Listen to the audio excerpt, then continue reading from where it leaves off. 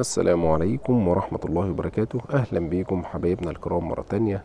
النهاردة إن شاء الله هنتعلم طريقة قص الجلابية الرجالي السعودي بأسهل طريقة ممكنة. نوع القماش المستخدم معانا كتان مشبح. هنستخدم 3 متر من القماش في قص الجلابية دي. مقاسات قدام حضراتكم اهي، تكتبوها في ورقة وتابعوا خطوات القص خطوة بخطوة. أول حاجة عندي طول الجلابية عندي 160 زائد 10 سنتي قيمة الرافية. بطبق القماش بتاعي كده، العرض بتاعه ده 54 سنتي، تمام. بعد كده بعمل 24 سنتي قيمة الكتف، نص عرض الكتف، في 5 سنتي ميل الكتف بتاعي، 8 سنتي ده حردة الرقبة فوق وتحت، 8 سنتي في 8 سنتي أو 8 سنتي فوق في 7 سنتي تحت.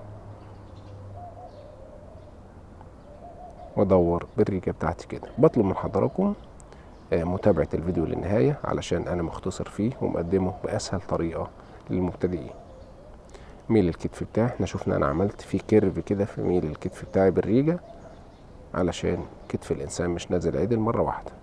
20 سنتي ده ميل أو سقوط الكم بتاعي.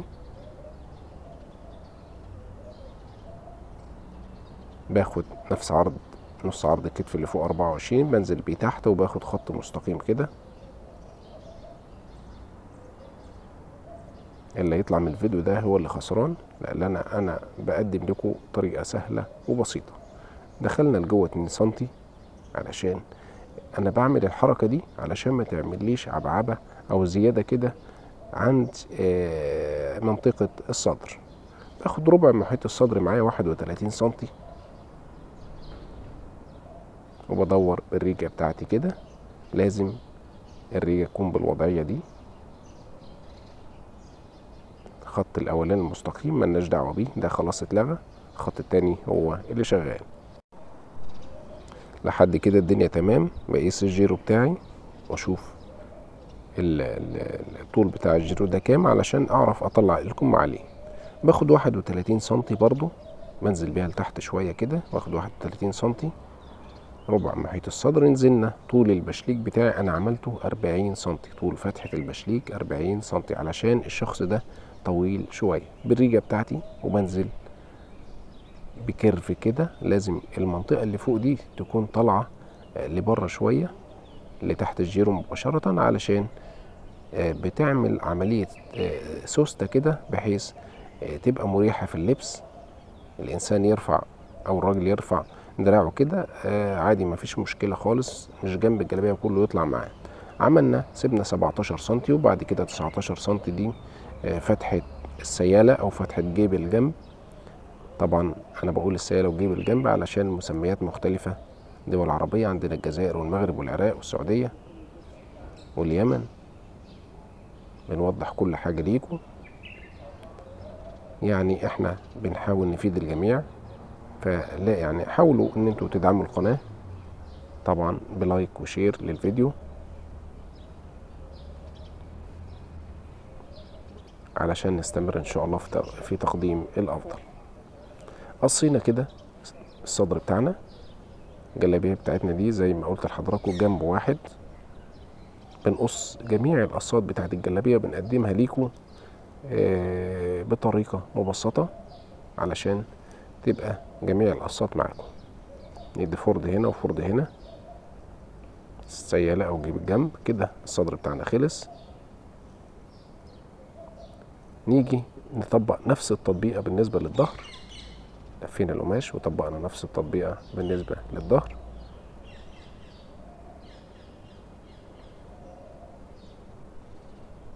قصينا على الظهر بتاعنا. لو لاحظنا نشوف نفس الوضعيه زي ما انا حاطط كده بالظبط.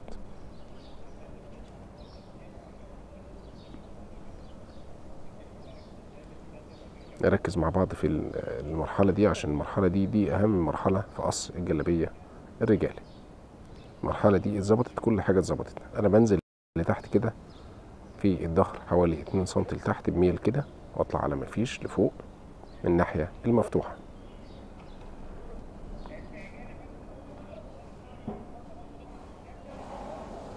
طبعا انا بحاول اختصر الفيديو علشان ما يبقاش طويل وتزهقوا.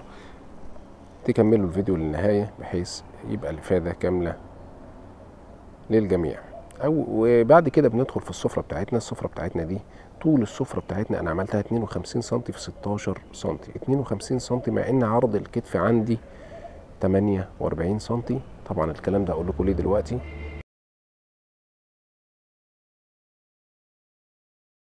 وهنشوف عملي مع بعض طريقة قدام حضراتكم اهيت خطوة بخطوة. طبقنا السفرة بتاعتنا او الروبة بتاعتنا او منطقة الكتف بتاعتنا. طبعا انا بقول جميع المسميات علشان الدنيا تبقى واضحة للجميع. لو ركزنا في الصدر يا جماعة، شوفوا انا حاطط الصدر، ميل الكتف اللي تحت ده يدوب طالع منه 2 سنتي. ميل الكتف ايوه هنا كده يدوب 2 سنتي زيادة عن الظهر. نزلت ميل الكتف في السفرة 4 سنتي. نقلب الريجة الوضعية تبقى افضل. عملت كيرف برضو كده وشلنا الزيادة بتاعت الكتف دي. المرحلة دي يا جماعة دي أهم مرحلة في ظبط الجلابية. بصوا هنا يدوب الزيادة اللي تحت، لما جيت طبقت من فوق طلعت مظبوطة من فوق. تمام كده. عملنا علامة هنا بالماركة وعلامة في النهاية برضو بالماركة. دورنا الرقبة بتاعتنا ولسه هنظبطها بحيث تبقى المرحلة دي لازم تتظبط بنسبة 100% علشان تبقى الجلابية مريحة في اللبس. دي لو ما اتظبطتش الجلابية كلها هتبقى مش مظبوطة. نطلع على مفيش. شوفوا بنطلع على مفيش على بره ازاي. ندور الدوران بقى بتاعنا كده، نقص ونشيل بالمقص، نفحر الرقبة دي. الجلابية دي ان شاء الله هتلاقوا طريقة الخياطة بتاعتها. احنا هنعملها جلابية مطعمة، يعني جلابية أنيقة جدا جدا جدا، مش جلابية سادة كده وخلاص، لا جلابية يعني حاجة هتلاقوها تحفة بفضل الله. والياقة برضو جميلة. يعني بطلب من حضراتكم يعني المشاهدة بتاعتكم ما تتوقفش بس لطريقة القص وخلاص، لازم تكملوا المشاهدة وتشوفوا النتيجة النهائية مع بعض. بعد ما الفيديو يخلص هتلاقوا صورة تظهر بتاعة طريقة الخياطة أو التقفيل على المكنة. هنشوف النتيجة مع بعض، هتلاقوا حاجة تحفة إن شاء الله، نهاية جميلة. نبص كده مع بعض، نشوف الكتف بتاعتنا، شوفوا منطقة الكتف بقت عاملة ازاي كده. الجلابية يعني تبقى مرتاحة معاكم بنسبة 100%. لو فحرنا سنة صغيرة كده، وهنا العلامة بتاعتنا اهي، دي تركبوا الكم على طول وانتم مغمضين كده، خلاص الجلابية مظبوطة معاكم بنسبة 100% خلاص. يعني متنسوش اللايك الجميل للفيديو، وتعملوا شير للفيديو يا جماعة علشان نستمر في تقديم الأفضل. على قد الدعم بتاعكم على قد ما هنجتهد إن شاء الله وننزل لكم طرق القص المختلفة وموديلات كتيرة مختلفة للجلابية السعودي أو الجميع الجلاليب بأنواعها، جلابية قطري، السعودي، الإماراتي، السوداني، الشعراوي، البلدي، جلابية الرجال المصري. قسنا كده دوران الجيرو بتاعنا أو حردة الإبط علشان نطلع الكم عليها بنفس الطريقة أو نفس المقاس. هنا احنا عندنا نعلم الوش والظهر ونركز مع بعض يا جماعة، علشان وأنا بطلع الكم ده لو لقيت قطعة واحدة تطلع معايا بطلعها منها عادي. طبعا القطعة لو قصيرة شوية بضطر أطلع من الناحيتين كده، وبطلع طرمبة الكم أو راس الكم من الناحية العريضة. الناحية العريضة اللي فوق دي ناحية رفيعة بعمل ناحية الاسورة او وسع الكم، لكن اللي فوق دي بعمل اعرض منطقة في الكم اللي هي طرمبة الكم من فوق. عرض التطبيقة دي 26 سنتي. لما اعمل الميل بتاعي وانزل بدوران الكم هتزيد معايا حوالي 3-4 سنتي، تبقى حوالي 30 سنتي ممتازة جدا، او 3 سنتي ممتازة. طول الكم بتاعي 69 سنتي. احنا متخيلين 8 سنتي طول الرافية بتاعتنا او عرض الرافية. احنا متخيلين مع بعض يا جماعة المقاس، يعني ما شاء الله 160 سنتي وطول الكم 69 سنتي، حاجة حلوة خالص. يعني علشان الناس اللي بيقابلها صعوبة في المقاسات الكبيرة دي، وبنطلعها من نفس ال3 متر يا جماعة. طبعا الجلابية ليها قصات كتير جدا، فان شاء الله هنقدم لكم كل فيديو كده قصة مختلفة. ده دوران الكم بتاعنا، بناخد كيرف من بره ونرجع ناخد كيرف من جوه، علشان بنفحر فحرة كده في منطقة الصدر، علشان زي ما قلت ما تعملش معانا كشكشة او عبعبة اثناء لبس الجلابية. وسع الكم من تحت 17 سنتي. عملنا خطين، خط لبره شوية ده القص عشان لما اجي اخيط واجي ارفي الكم يكون الكم مريح في الرفية معانا. الناس اللي اشتغلت طبعا فاهمة الكلام ده. كده الكم بتاعنا رسمناه، لسه هنعدل عليه بعد كده، ادور اشوف الدوران بتاعي مظبوط ولا لا. نيجي نخليه يجيب كمان سنتي كده ولا حاجة، الدنيا معاه تمام. لازم الكم يا جماعة يكون في زيادة 2 سنتي عن حردة الإبط. لازم الكم يكون فيه 2 سنتي زيادة عن حردة الإبط، علشان الكم بتاعي يبقى هو اللي قالب،